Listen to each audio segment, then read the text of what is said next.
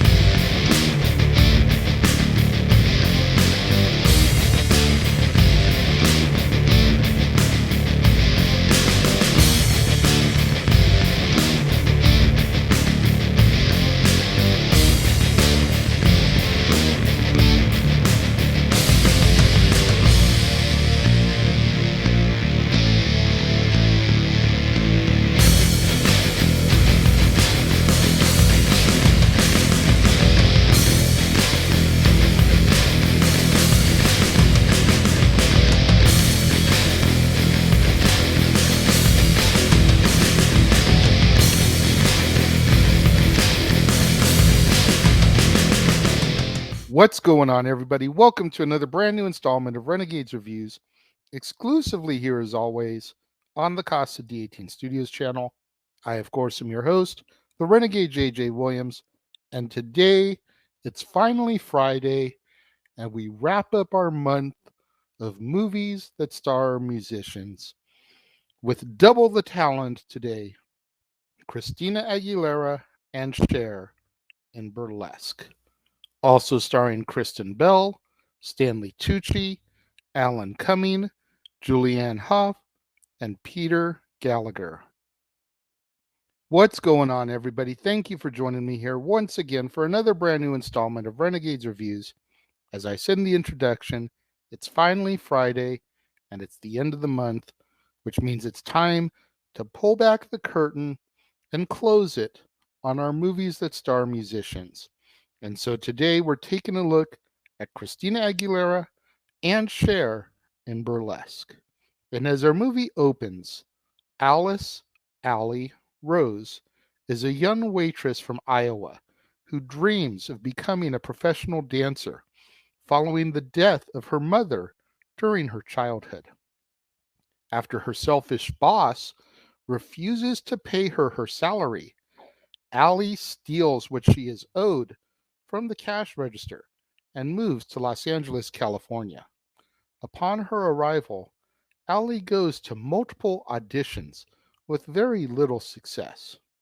One night, Allie discovers a burlesque club where Tess Scully, the club's owner, and an entourage of dancers perform. Allie meets Jack Miller, an aspiring songwriter who works at the club's bar, and inquires about potential employment.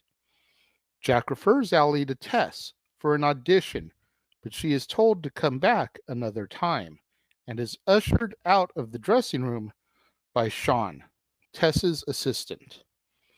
Upon noticing the shortage of waitresses, Allie picks up a tray and begins to serve.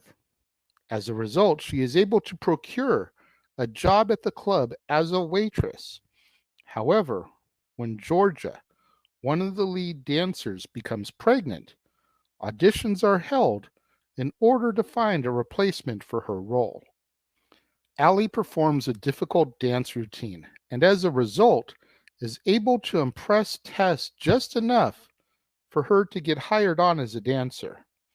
However, this infuriates Nikki, a lead performer who is struggling with alcoholism. One night, when Nikki is too intoxicated to perform, Allie is told to replace her in a routine. In a fit of rage, Nikki attempts to sabotage the performance by turning off the music that the dancers usually lip sync to, until Allie impresses everyone with her singing abilities. Allie's performance is an instant success, causing Tess to cast her as the lead role in a brand new show. However, despite the club's growing popularity, Tess is struggling with a bank loan, having a lien on her ownership rights of the building. One night after the club closes, Tess grows increasingly worried about her finances before a drunken Nikki shows up, accusing Tess of rejecting their long friendship. In defense of Allie, Tess questions Nikki's gratitude for the help that she has received during her binges.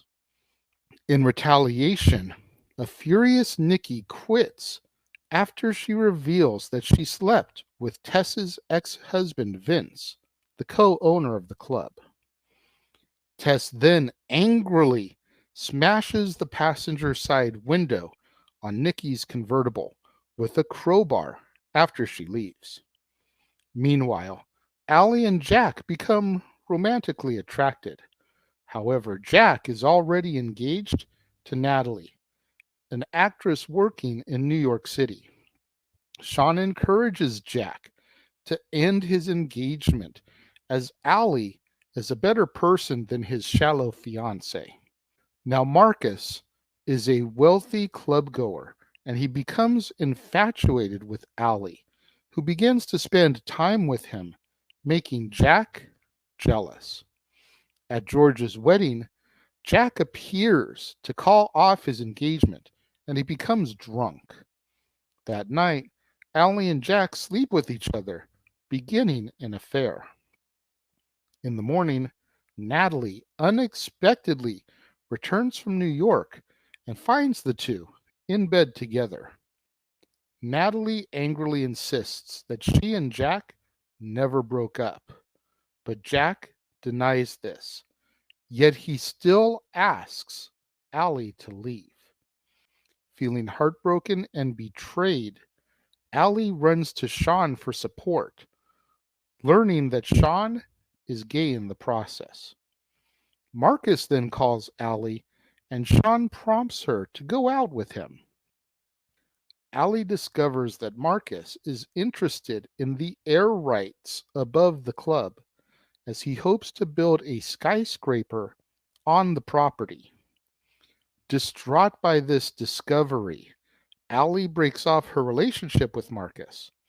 She then goes and tells Tess about the plan, and they inform Mr. Anderson, the owner of a new $1 million condo being sold across the street.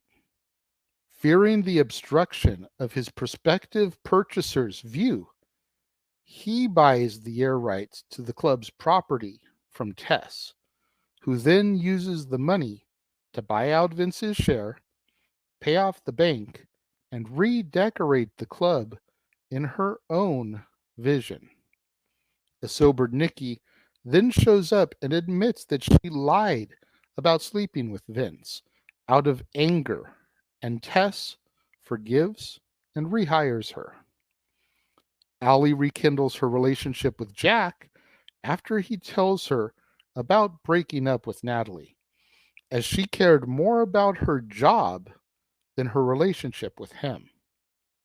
Having earned Nikki's respect, Allie performs Show Me How You Burlesque, a song written by Jack, with all of the dancers on stage, much to the delight of the crowd, as our movie comes to its end. I'm honestly a little bit sad that it's taken me this long to see this movie. I've never been Cher's biggest fan. Cher's always been one of those people who every decade or so comes along and reinvents herself in order to stay relevant and modern. You think about her time in the 60s as half of Sonny and Cher, and things like I Got You, Babe, and The Beat Goes On. Then in the 70s, you had Half Breed and Gypsies, Tramps, and Thieves. In the 80s, you had If I Could Turn Back Time. In the 90s, you had her cover of It's in His Kiss, the Shoop Shoop song from the movie Mermaid. And towards the end of the decade, she reinvented herself once again with Believe. And now here she is, kind of encouraging the next generation in Christina Aguilera.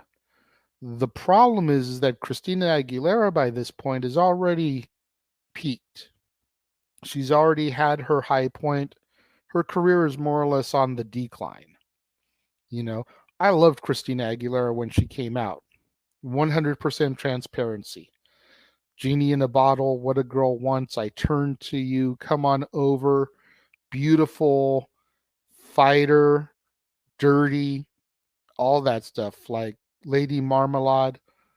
I loved Christina Aguilera.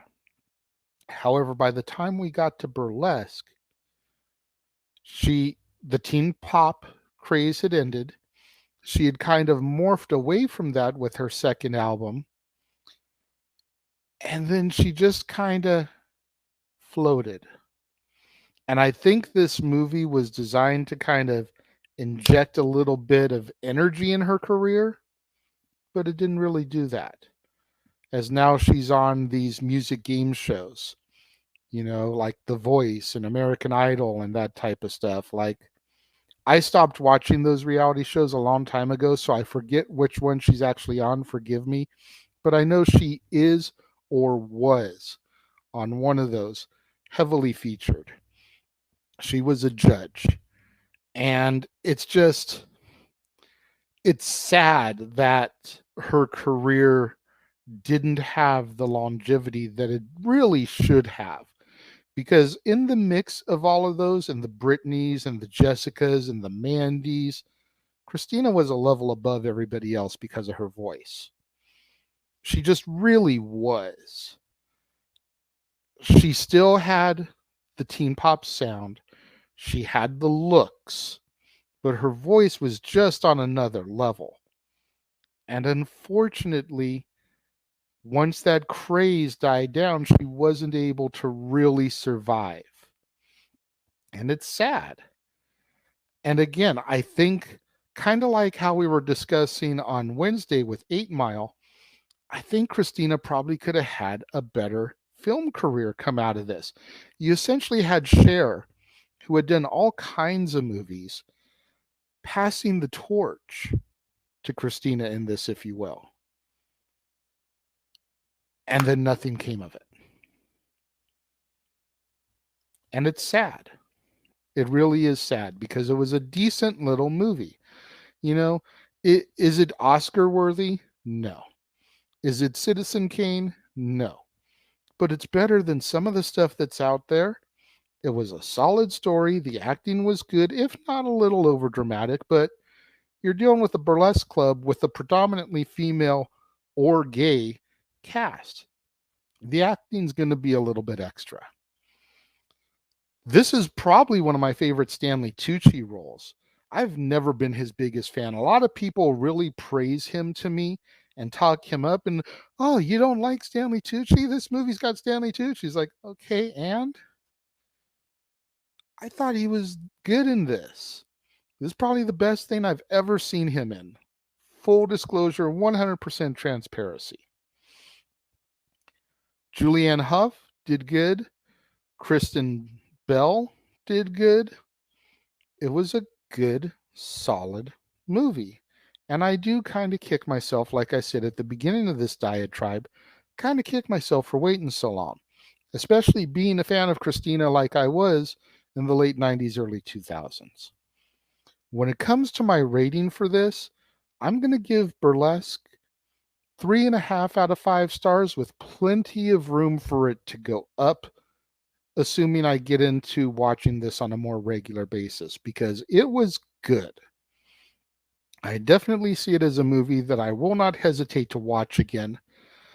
But I do feel like first time out on this one, I've got to bring it down just a little bit instead of overdoing the praise on it.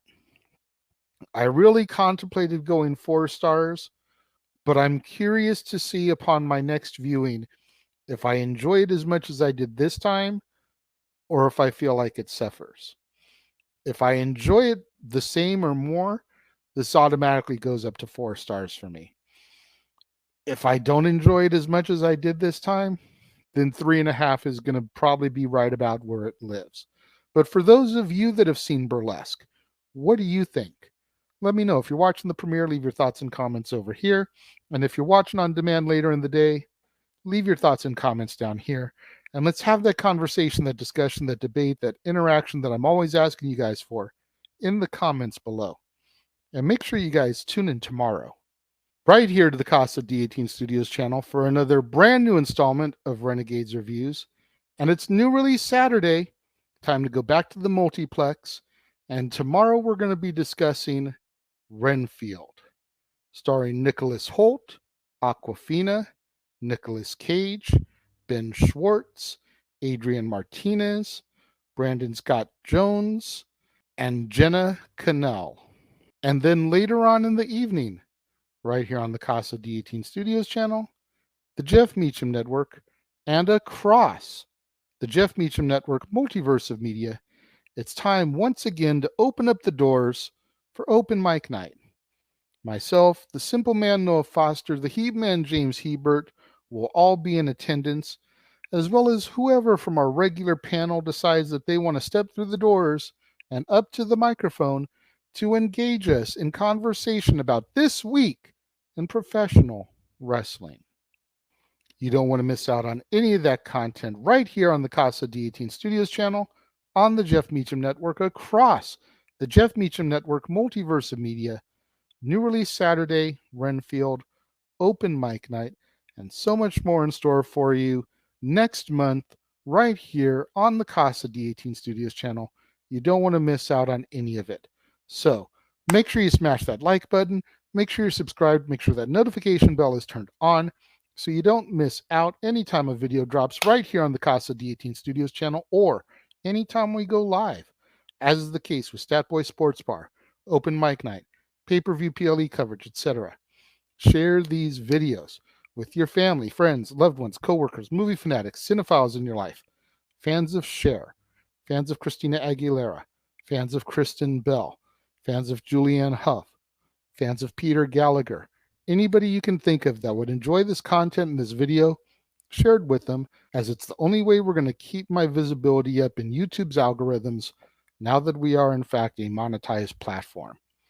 Thank you once again to everybody out there who joined me, tuned in today, and that worked hard like I did to get me to the place where I am a monetized platform. It means so much more to me than you guys will ever know, and I will see you guys next time.